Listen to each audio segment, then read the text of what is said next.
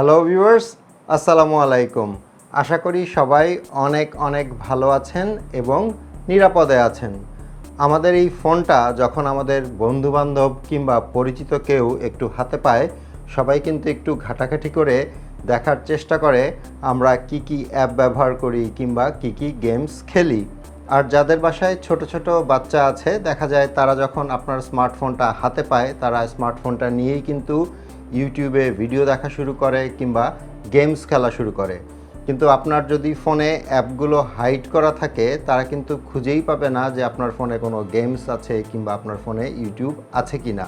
এখন কিভাবে আপনি আপনার ইচ্ছামতো আপনার ফোনে থাকা অ্যাপস কিংবা গেমসগুলো লুকিয়ে বা হাইড করে রাখতে পারেন, সেটাই দেখাবো আজকের ভিডিওতে। আর এটার জন্য কিন্তু কোনো রকমের কোনো থার্ড পার্টি অ্যাপের দরকার হচ্ছে না, শুধুমাত্র ফোনের সেটিংস থেকেই এটা করা সম্ভব। ওকে, আমি আমার ফোনের স্ক্রিনে চলে আসলাম। আমার ফোনের প্রথম পেজেই দেখতে পাচ্ছেন Facebook, Messenger, WhatsApp, Google maps, YouTube সব কিন্তু আছে। এখন আমি যদি চাই কেউ যেন আমার ফোন হাতে পেলে এই অ্যাপগুলোর অ্যাক্সেস নিতে না পারে, মানে অ্যাপগুলো খুঁজে না পায়, আবার যখন আমি চাইবো তখন কিন্তু আমি ঠিকই ব্যবহার করতে পারবো। আগেই বলেছি এটার জন্য কোনো অ্যাপসের দরকার হবে না। সো সরাসরি চলে যাবেন আপনার ফোনের সেটিংসে।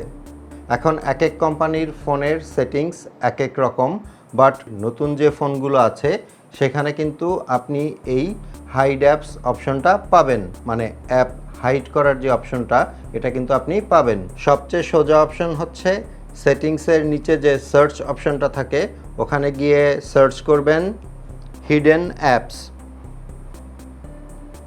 আমার এখানে দেখতে পাচ্ছেন সবার ওপরেই অপশনটা আছে। সো আমি এটার ওপর ট্যাপ করছি।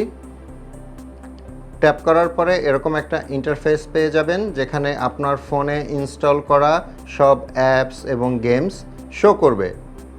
আমার এখানে দেখতে পাচ্ছেন আমার ফোনের সব অ্যাপস অ্যান্ড গেমস দেখা যাচ্ছে। এখন আমি এখান থেকে যেসব অ্যাপগুলো হাইড করতে চাই, সেগুলোর ডান পাশে যে অন অফ বাটনটা আছে সেটা অন করে দিব। এক্সাম্পলের জন্য আমি হোয়াটসঅ্যাপের ডান পাশে যে বাটনটা আছে সেটা অন করে দিচ্ছি।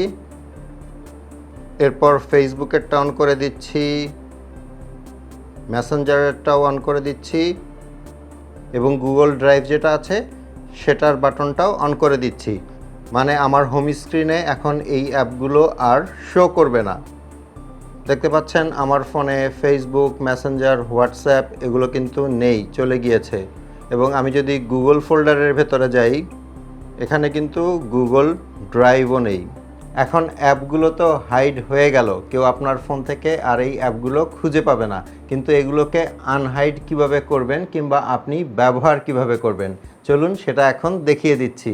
আমি যেহেতু শাওমি ফোন ব্যবহার করছি, শাওমি ফোনের ক্ষেত্রে যেটা হয়, আপনি যদি আপনার ফোনের স্ক্রিনে 2 আঙ্গুল দিয়ে সোয়াইপ করেন, তাহলে যে হিডেন অ্যাপগুলো আছে সেগুলো দেখা যাবে এবং সেখান থেকে আপনি যেই অ্যাপটা চালাতে চাচ্ছেন সেটার ওপর ট্যাপ করবেন। যেমন আমি যদি এখন ফেসবুক চালাতে চাই, তাহলে ফেসবুকের ওপর ট্যাপ করব এবং আমার ফেসবুক চলবে। যখন আমার ফেসবুকিং করা শেষ, তখন আমি সিম্পলি ফেসবুক থেকে বের হয়ে যাব, কিন্তু আমার ফোনে কোথাও ফেসবুক খুঁজে পাওয়া যাবে না। শুধুমাত্র 2 আঙ্গুল দিয়ে সোয়াইপ করলে আবার আমি ফেসবুকটা পাবো, কিংবা যেই অ্যাপগুলো আমি হাইড করে রেখেছি সেগুলো আবার পাবো।